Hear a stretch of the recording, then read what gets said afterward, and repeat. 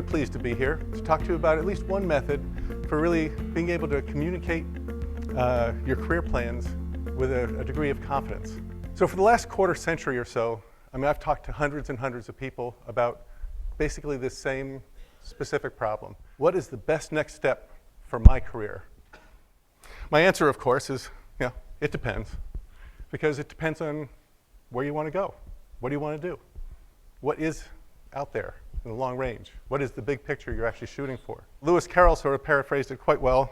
If you don't know where you're going, any road will get you there. So again, where is it you want to go? And then you can start answering the questions about how you get there. So life goals in general are the context that really will allow you to get that vision of what you want to do. And life goals provide a wonderful backdrop for decision making. Because when you think about everything you want to do in life, it's like this big. And when you talk about career decisions or something like this, it's a much smaller space. And the part that I really love about life goals is that they're always going to be yours. They're nobody else's. 10 years from now when you're a different person, because you'll grow, you'll change, you say, hey, something that I thought was a goal really important before, it isn't anymore. The goals are yours, you can change them. And so when I talk to people about this, they often talk about, so how do you actually create your life goals? So one of the exercises that I highly recommend people try is you spend about 30, 45 minutes and just do a sort of an internal brainstorm. And you want to answer as many times to the questions, what do you want to be? What do you want to have? And what do you want to do? Do you want to be a tenured professor? Do you want to be an amateur historian? Do you want to be healthier at 40 than you were at 30? Whatever it is, that's what you want to be. That's what you're going to become over your life. And so then what do you want to have? This one people have very little problems with because those are the tangible things. Do you want to have $1 million in the bank by the time you're 50? That can be a goal. It could be 30 years away, but that's a goal that you could set and say, so what it would actually take to get there. What do you want to do is activity-based. What type of things do you want to actually have done in your life over the next 40, 50, 60 years? Do you want to visit all the different continents? Read all of Shakespeare's works? Whatever it might be that's important to you, just list it down. And the key is actually to write it down. A lot of people think about stuff and it's sort of like a wish list, but you got to write it down. There's an incredible power of actually writing down your goals, which is remarkable as far as how it helps you achieve them. Just the mechanics of writing it down. As a matter of fact, if you're interested, just Google the power of writing down your goals, and you'll see a bunch of studies that are done there from Harvard and Yale that are really tell the tale of how powerful it can be when they look at two different groups of people. Some people just sort of think about stuff, other people write it down, and the people who write it down do incredibly well. So you have your career, your family, your interaction with the community, your own personal self, things that you personally want to do.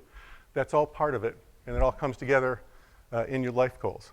When you've thought through what your life goals are and what you want to do in the long range, okay, so now you have a big picture of what your life's going to be like, now you can start thinking about your career. So what is your career? Is it your job? Is it a string of jobs? Is it a random set of opportunities that you take advantage of when they happen to come up? Maybe. It's your life, you can sort of define it however you want. But I will say that I think it's a lot more than I like money and I like engineering. Oh, so my career is going to be engineering for money because I like those two things. It's so much richer than that. Because when you look at your career, the career decisions really impact so many different areas. Personal growth. We talked about a little bit about what you want to be over the course of your life. What do you want to develop into? Very few people want to be doing the exact same thing the exact same way in the next 20 or 30 years. So think about what type of things you want to develop. Do you want to get better and better and know more and more about stuff that nobody else knows about in the world and be truly the guru, the expert for that? Or do you want to impact a wide variety of people and be able to manage big programs? Lifestyle choices. I love it. I had people who keep on saying, my goal is to own my own company because then I can control my own hours and not work very much. And I say, well, that's probably true, but for most successful companies, that's not true. That you're going to actually work more hours, at least for the first decade or two. And so if that's that's what you want to do, you have to watch that. Professional relationships. I also know a bunch of people who are perfectly happy with just working with 2 or 3 people in the lab, really interacting with very few people, and that's great. But I know some other people who just love having lots and lots of people around, lots of diversity, people they can go out and play softball with, have a few drinks afterwards. And that's important because when you put all that together, that really reflects on how much you're really going to enjoy your career. And so understanding what those contexts are as you start laying all this stuff out is very important. When you think about how can you actually communicate that, there's the concept of the career map, which is just sort of like a roadmap going from wherever you are to sometime in the future. And whenever possible, actually put a name in the box. So you're going to have a bunch of different positions you could go to. And put the name in the box of somebody you know, or somebody you've heard about, or somebody you respect. Because that makes that particular junction in your career very tangible. And from then you can start building things as far as what you want to do at different steps, what you want to achieve.